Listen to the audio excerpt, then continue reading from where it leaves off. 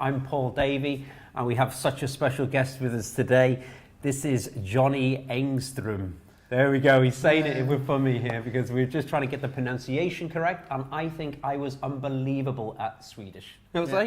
Good job, good job. Very good. I always get mocked about it because my partner's Swedish, and you know what, I'm learning anyway, I'm getting better.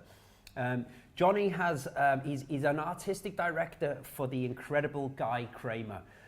Johnny has worked on many fashion weeks such as London, Paris and Milan. His work has been published and seen in magazines such as Elle, Vogue and Another Magazine, and many, many more magazines as well. We are super happy to have you with us today, so welcome. Thank you very much, thank you. Travelled over to Ireland, not on the red-eye flight, but...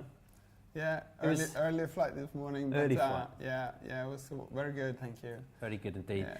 Listen, tell us a little bit about you and our viewers a little bit about your background. I know you're with Guy Kramer right now. You've been with him for 20 years. 20 years, yeah. But tell us anyway, when you first joined him, a little bit about before that, where's your background? So I started my hairdressing career in Stockholm, where I did my training. I did 3 years in a college. And I worked a few years in Stockholm, and I felt I wanted to expand more. I've always been interested in fashion. I wanted to work backstage at London Fashion Week. So I literally got on the plane and arrived in Winchester. And did you have that planned, obviously, to Winchester to go to Guy Kramer? Well, we met beforehand, and we literally got chatting, and we became good friends. Yeah. So for me, it was a good base to get closer to London, and also to expand my knowledge in hairdressing, to see the wider perspective. Very good.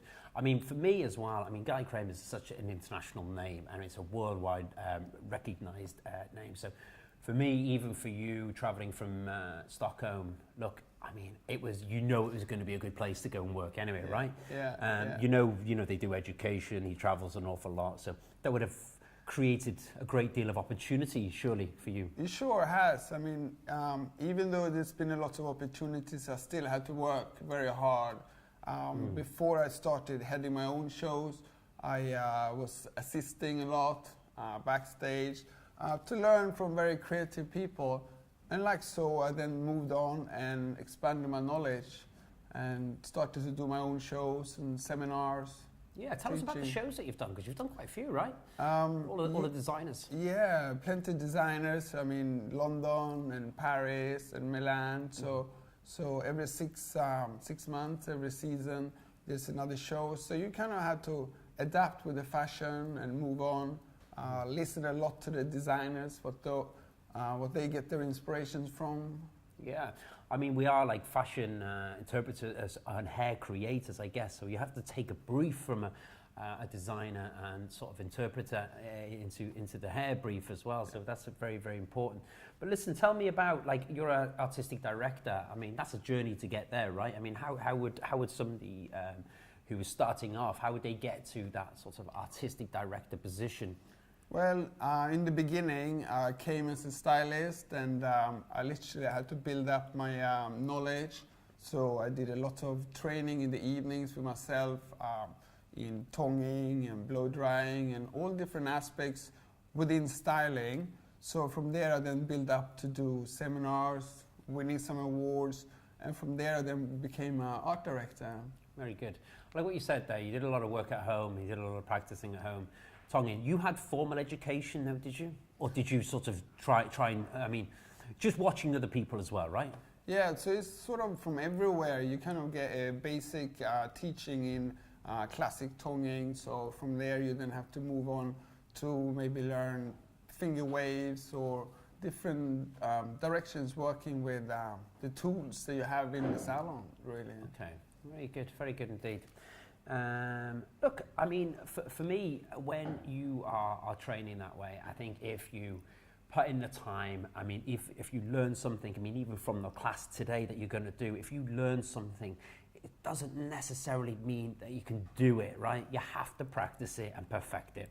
And that's where the extra time, like you're saying, you did the time after work, I mean, my point is, I just want to create some framework around this. As I said, the more you practice it, the more you perfect it, right? Yeah. So that gives you, I mean, yeah, you sort of watch people like yourself or watch like other hairdressers do this. You have to put the time in to actually make sure that you really nail it. It's like learning a haircut and learning any hair up. So, you know, after today's class anyway, so if people do, you know, when you're watching this class and you take this away, please practice this afterwards. It's very, very important that you do that. Listen, tell us a little bit about what our audience is going to take away from today. Like, tell us a little bit in summary, what are they going to take away?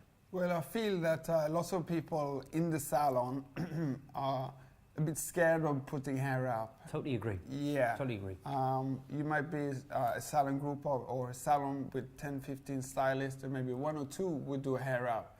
So I feel with these very simple techniques, anyone can start and building up their confidence and build up their own hairstyles from these very easy steps. Mm-hmm. Do you know what? Totally, I think that's amazing. I think also as well, you know, with hair up, it's like dressing of hair. And you said just there now, like two people may just focus in on that hair up, and then the rest maybe just like cutting, colouring, and things like that, which I think is very important. But I just think having the ability to do hair, like dress hair, I mean, it's hairdressing, so being able to dress hair in that manner is invaluable, I think, in your career. Because you get in the summer, you get the brides and you get the bridesmaids, and you come around Christmas and New Year and you get the proms and the parties. So you always have a couple of months where maybe you're not doing so much, and then it steps up towards the summer where you do more. So I think it's easy that you sometimes forget because you have a few months where you might not do so much. But if you have a good backbone, I think it's very easy just to fall back into it and you work your techniques. Very good. Yeah. All right, Johnny, we're going to get set up right now. So we have Johnny Enström.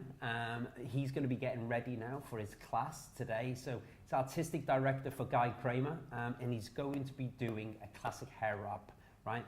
But giving you the confidence and the tools to actually, you know, go out onto the salon floor and actually present these lovely looks, okay? So if you don't have your ticket, please grab a ticket and grab your place now and join Johnny's class, okay? It's going live at 2:30, so please tune in. I'll see you then.